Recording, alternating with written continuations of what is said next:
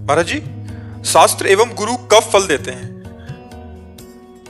जब अहंकार त्याग कर उनकी आज्ञा पे समर्पित हो जाते हैं। जब अहंकार त्याग कर उनकी आज्ञा में समर्पित हो जाते हैं, तो चाहे वो संत हो या शास्त्र हो, वो फलीभूत हो जाते हैं। जब अहंकार करके मनमानी आचरण करते हैं, तो शास्त्र स्वाध्याय निष्फल, संत सेवन निष्फल। वो संत संग करे, कहते हैं नहीं कि दीपक तरे अंधेरा। उनके समीप हो आप और उनकी आज्ञा का पालन नहीं करते, तो आप में प्रकाश नहीं होगा, आप अंधेरे पे रहेंगे। और आप 100 कोस दूर हो लेकिन उनकी आज्ञा का पालन करते हो, आप में फल प्रकाशित हो जाएगा। शास्त्र स्वाध्याय कर रहे हो, आप 10-10, 20-20 अध्याय भागवत के पढ़ रहे हो, लेकिन एक भी बात नहीं मान रहे, मनमानी आचरण कर रहे हो, तो फल की प्राप्ति नहीं होगी। जो फल प्रकाशित होता है वो उसके अनुसार चलने पे होता है। समझ पा रहे आप? अहंकार त्याग करके संत और शास्त्र आज्ञा के अनुसार चलने पर निश्चित फल की प्राप्ति होती है। अहंकारी मनमानी आचरण करने वाला कुछ भी करे, वो सत्य फल को प्राप्त नहीं कर सकता, क्योंकि मनमानी आचरण हो रहा है। जैसे चलनी में गाय को दुहे तो दूध पीने को नहीं मिलेगा, चलनी में गैया दुहे और दोष दयु को दे।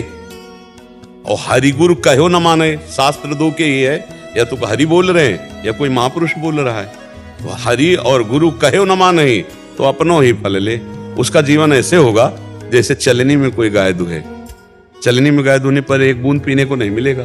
तो ऐसे ही शास्त्र स्वाध्याय कर रहा है, संत संग कर रहा है, पर मनमानी आचरण कर रहा है अहंकार के कारण, तो उसको फल की अनुभूति नहीं होगी। जैसे अभी कुछ समय पहले ही एक आया बताया कि 40 साल से हम गीता अध्ययन कर रहे हैं, गीता का प्रचार प्रसार भी कर रहे हैं, लेकिन जब से हम सत्संग सुना आपका, तो मुझे अनुभव हुआ कि मुझे कुछ नहीं मिला। तो कम से कम भगवान की इतनी कृपा है कि सत्य बात तो समझ में आ रही उनकी कि मुझे कुछ अनुभव, तो ऐसा क्यों, अनुभव में क्यों नहीं आया? उनका प्रश्न यही था कि अनुभव में क्यों? तो अनुभव में इसीलिए है कि आप शास्त्र तो बोल रहे हैं, दूसरे को सुना रहे हैं, लेकिन कोई न कोई छेद है इनसे कहा। अगर हम उनकी आज्ञा के अनुसार गीता की नहीं चलते, भागवत के अनुसार नहीं चलते, संत महापुरुषों के अनुसार नहीं चलते, तो हम फल को नहीं प्राप्त कर पाएंगे। जैसे बिहारी जी जाना इधर और आप दौड़ लगा दो छठी कला की तरफ, और आप दूसरे से कहो कि मैं बिहारी जी को प्राप्त करके ही रहूंगा, देखते हम खूब दौड़ लगाएंगे, तो जितना दौड़ लगाओगे आप दूरी बनाते चले जाओगे अहंकार के कारण। और अगर मान जाते तो अगर आराम आराम से लेट के चलो इधर, तो एक कदम भी चलोगे या एक बार लेट जाओगे तो बिहारी जी की नजदीकी बढ़ती चली जाएगी। तो शास्त्र और सदगुरु की आज्ञा का पालन भगवान की नजदीकी है, और उनकी आज्ञा के विरुद्ध दौड़ लगा रहे हो, बहुत मेहनत कर रहे हो, पर विपरीत दिशा में जा रहे हो, इसलिए फल की अनुभूति नहीं होगी।